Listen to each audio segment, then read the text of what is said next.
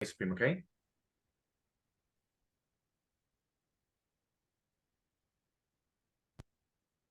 Okay, sorry.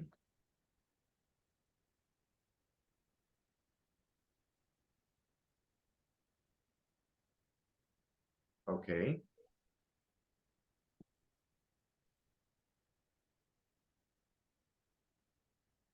Lali, you can begin. Good day, everyone. Thank you for joining us today. We are honored to stand before you today to present our research on communities of practice for the promotion of autonomy among the teaching staff of an English program at the university in Colombia. Our presentation is structured into the following segments. In the first segment, we will provide you with an overview of the background information that sets the stage for our research and its relevance. We will then move on to discuss the theoretical framework that underpins our research. Our presentation will then delve into the research methodology we have employed in this study. Following the methodology, we will present and discuss the key findings of our research. Lastly, we will draw our conclusions. At the end of the presentation, we'll be more than happy to address any questions or inquiries you may have. Thank you for your attention, and without further ado, let's begin with the introduction. Promoting autonomy of students, teachers, and institutions in the learning and teaching of English involves the collaboration and cooperation of institutional actors, of the stakeholders. According to Shaw, teachers need to build their own world in their own operational space for decision-making. Teachers who work together, who engage in dialogue, question mutual assumptions, and continuously reinvent a program, negotiate shared understandings of the current classroom situation, and create a legitimate realm for critical research in their teaching work. The use of communities of practice in higher education promotes reflective teaching strategies that consolidate the autonomy of the community, of the stakeholders community.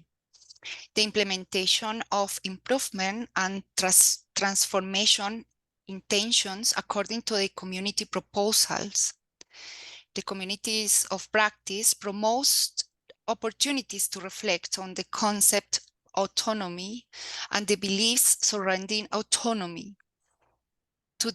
Promotes opportunities to debate and develop strategies together and to address other aspects related to language teaching, learning, and autonomy. Community of practice in language teaching have been reported by several authors. Vieira studied the working group Pedagogy for Autonomy. Tassinari reported the community of practice to promote autonomy in higher education at the Language Self-Learning Center of the University in Berlin, Die Freie Universität. Borg, Lightful, and Gokard conducted a review of reports of the teacher activity groups for professional development, supported by the British Council around the world. Let's explore the background of our research.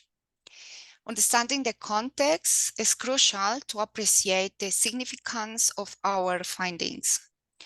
In Colombia, university students must achieve a B1 level as requisite for their graduation from degrees. For this, universities in Colombia have been offering institutional programs for English language instruction.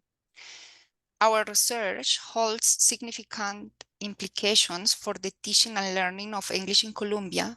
Understanding these implications of the work of the teachers will be essential as we move forward in this presentation.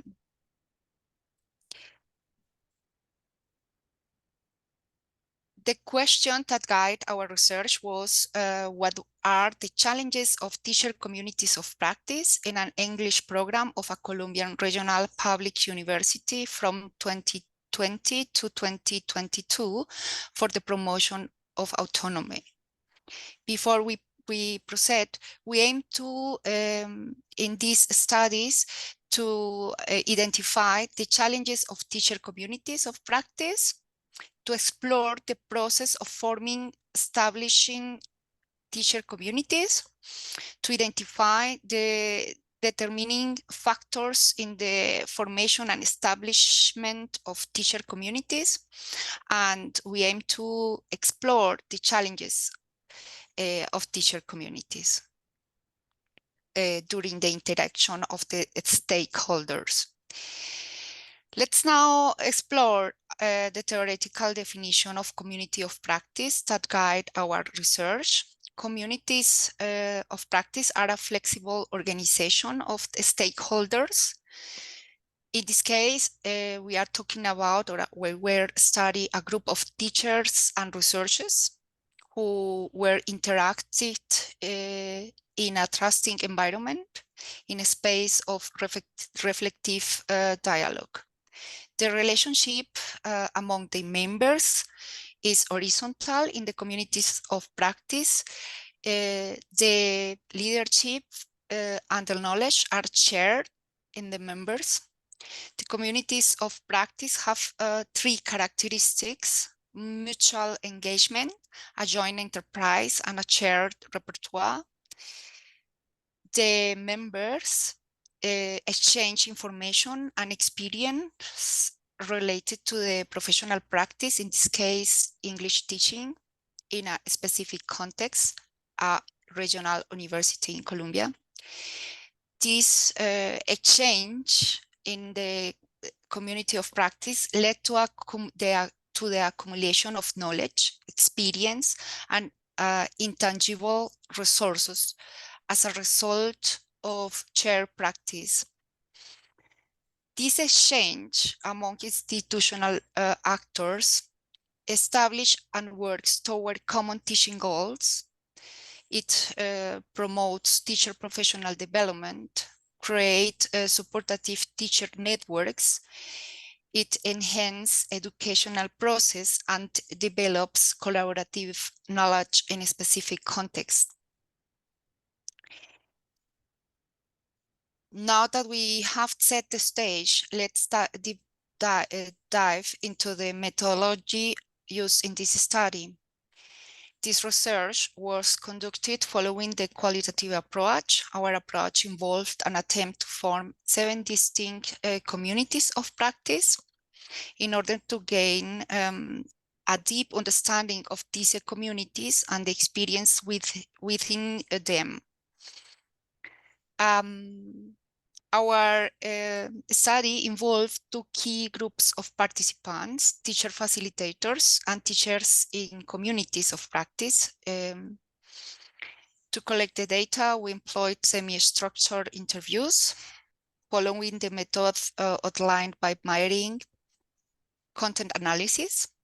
This is a systematic and rigorous technique that allowed us to identify and categorize themes, patterns, and meanings within the data. Now that we have discussed our qualitative approach, let's move on to the next segment of our presentation, the findings. Okay, now let's go to the heart of our presentation, the key findings. Now we're going to discuss the most noteworthy discoveries. Now, for communities of practice to promote institutional autonomy, a main challenge must be solved by solving 4 issues. These four issues, just like a table supported by 4 legs. These 4 issues are horizontality, safe spaces, assertive communication, compensation, and recognition. Now let's go a little bit into detail. Let's start with that we need to transform individualistic and hierarchical culture into an institutional, cooperative, and democratic culture. in order to improve the working conditions of teachers who teach in pedagogical isolation. This involves changing the institution culture and the tradition, specifically its conception of collaborative teacher work. Okay. So as we can see here in this piece of evidence, where Clara says that professional development programs have evolved and that they no longer regard teachers as technicians who implement the program, but as thinking professionals who can contribute to it.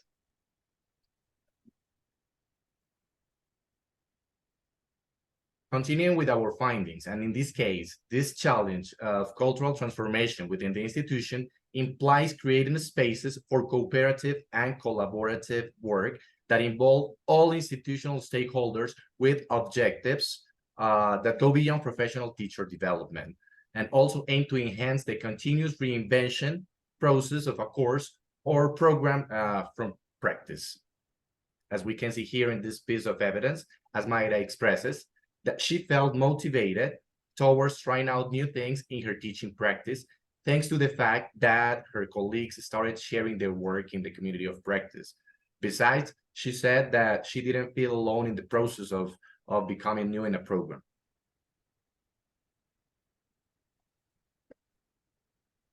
Now, let's continue with our findings. A major challenge that underpins the cooperative and democratic culture consists of achieving horizontal interaction among stakeholders participating in these communities of practice. This horizontal interaction occurs in the relationship between different types of knowledge and in leadership. The appreciation of different types of knowledge, namely like declarative, procedural, experiential, scientific, disciplinary, among others, should enable the creation of bridges between theory, practice, and research. As we can see here in this piece of piece of evidence, and as Sebastian says, he stayed in the group because the experiences that he was having there were new for him.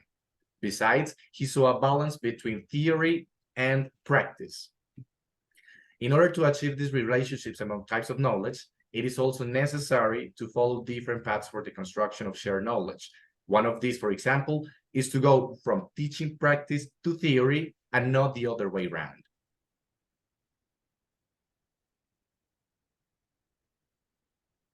Okay, another aspect is shared leadership that enables joint decision-making.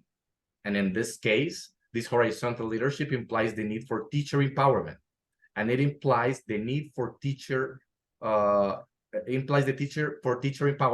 and it implies reconciling individual and collective interests. As we can see here in this piece of information, where Dina stated that even though the facilitator presented them with some information, this information was not interesting for the members of the community. And as Alina said, Alina says that she has a theory that nobody is going to do anything voluntarily unless they are asked to do so. She also mentioned that she has proposed some things, but it's like waiting for someone to tell you to do something. Now, the second challenge is found in the administrative dimension. English teachers in Colombia work in more than one university or institution, and up to that point, they were paid by the hour. They were adjunct teachers. So proposing communities of practice involves financial resources and organization, which in turn requires institutional willingness. As we can see here in this piece of evidence, as Jurado expressed, that belonging to the community was more like a command and not a desire, because it was part of his work plan.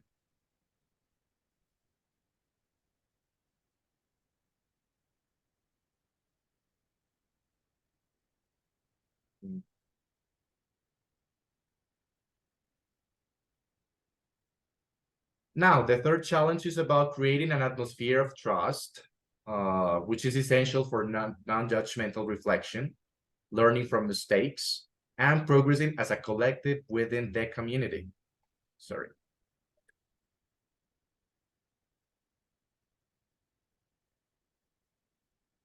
Okay, sorry. That is one mistake. Okay, sorry. This one. As we can see here, she says that the human factor is quite important because before the pandemic, there were very large meetings, and now they are more personal and make teachers feel more comfortable to share what is going on.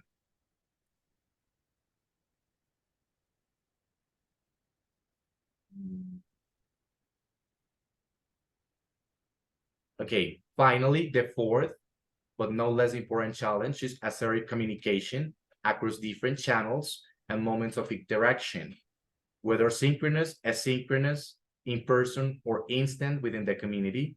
Transparency in the dynamics of promotion, formation, construction, and interaction within the community are definitely crucial. As we can see here in this piece of evidence, Sally stated that the facilitator closed down the WhatsApp group since she thought the group was over because of her absence.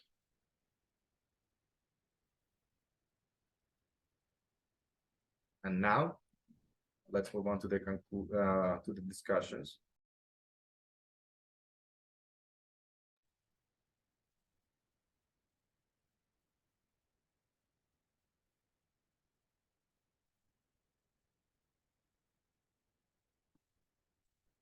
Excuse me, well, here.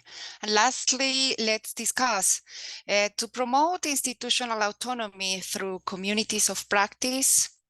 We must, or a main challenge must be overcome by solving 4 issues: horizontality, safe spaces, assertive communication, compensation and recognition.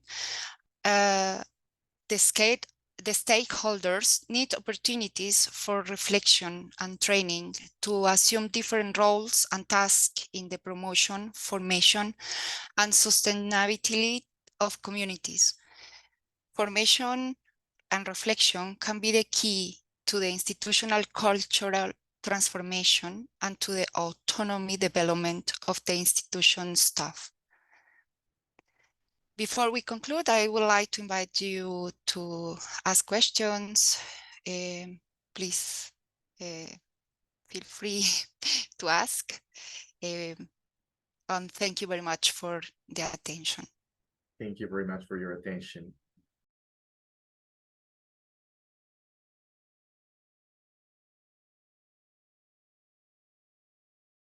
I think your microphone is off.